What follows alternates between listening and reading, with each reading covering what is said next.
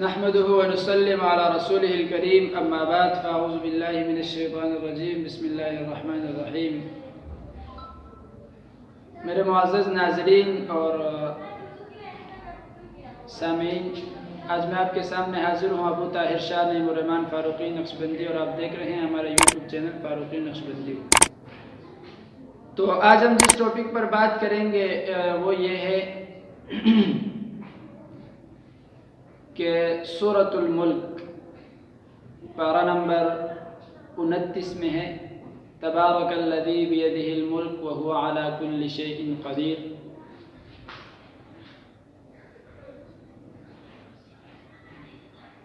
یہ بات ذہن میں رکھیں کہ ہر شخص نے دنیا سے جانا ہے، کل نفس ذائقۃ الموت، ہر ایک نے موت کے اس ذائقے کو چکھنا ہے۔ تو یہ بات ہمارے ذہن میں ہونی چاہیے کہ ہمیں اپنی زندگی کے اندر ایسا عمل کرنا ہے کہ جانے کے بعد پھر ہمیں کسی کی ضرورت نہ ہو۔ مطلب کسی کی ضرورت کیسے نہ ہو؟ یعنی بہت سارے ساتھی کہتے ہیں کہ ہم نے پیچھے مال چھوڑا، اولاد، جائیداد، پراپرٹی، اکاؤنٹ بیلنس، میرے جانے کے بعد یہ مجھے کام آئے گی، یہ میرے پیچھے صدقہ کریں گے، خیرات کریں گے۔ یہ غلط بات ہے۔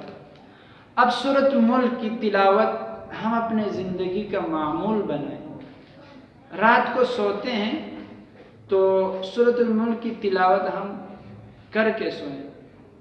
5 منٹ لگیں گے زیادہ سے زیادہ، اتنی لمبی صورت نہیں ہے، 1 صفحہ اور کچھ لائنیں ہیں۔ تو ہم اس کا معمول بنائیں۔ جو شخص سورۃ الملک کی تلاوت کرتا ہے، اللہ تبارک و تعالیٰ اس کو قبر کے عذاب سے محفوظ فرماتے ہیں۔ کتنی بڑی بات ہے، کتنی بڑی فضیلت ہے سورۃ الملک۔ اور بھی اس کی کافی فضیلتیں ہیں، وہ میں ساتھ ساتھ بیان کرتا رہوں گا۔ فی الحال اتنی بات آپ سمجھیے گا کہ سورۃ الملک کی تلاوت کا معمول بنائیں۔ ہر انسان، ہر جوان، ہر بوڑھا، ہر مرد، ہر عورت، اور گھروں میں بھی اس کا معمول بنائیں اور اس کو اپنے عمل میں لائیں، تاکہ ہم دنیا سے رخصت ہو جانے کے بعد ہمارے پاس ایک ایسا عمل ہو کہ جس کی وجہ سے وہاں ہماری بخشش ہو۔ دوسری بات یہ ہے، آسان سا عمل ہے کہ ہم جب کسی قبرستان سے گزرتے ہیں تو قبروں کے اندر جو مردے ہیں وہ انتظار میں رہتے ہیں کہ اب کون آئے گا، کچھ پڑھے گا، ہمارے لیے ایصال ثواب کرے گا، تاکہ ہم سے عذاب اٹھ جائے۔ تو وہی دے کہ ہم ویسے بھی قبرستان سے گزرتے ہیں، بیچ میں راستہ ہوتا ہے یا سائڈ پر، تو ہم الحمد سورۃ الفاتحہ 1 مرتبہ پڑھیں، 3 مرتبہ سورۃ اخلاص پڑھیں اور پورے قبرستان والوں کو بخش دیں۔ کیا ہوگا؟ اس کی وجہ سے اللہ تبارک و تعالیٰ اگر کسی مردے پر عذاب ہے تو اللہ تبارک و تعالیٰ اس عذاب کو اٹھا دیں گے۔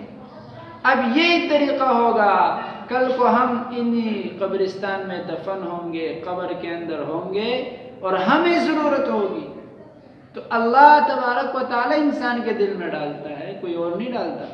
ایک پتہ بھی اللہ کے حکم کے بغیر ہل نہیں سکتا۔ ہم ایک سانس بھی نہیں لے سکتے جب تک میرا رب کا حکم نہ ہو۔ تو لہٰذا ہم لوگ قبر کے اندر ہوں گے، پھر ہمیں ضرورت ہوگی تو ہم پر کوئی گزرے گا، اللہ تبارک و تعالیٰ اس کے دل میں ڈال دے گا، جب وہ پڑھے گا تو ہم سے عذاب اٹھ جائے گا۔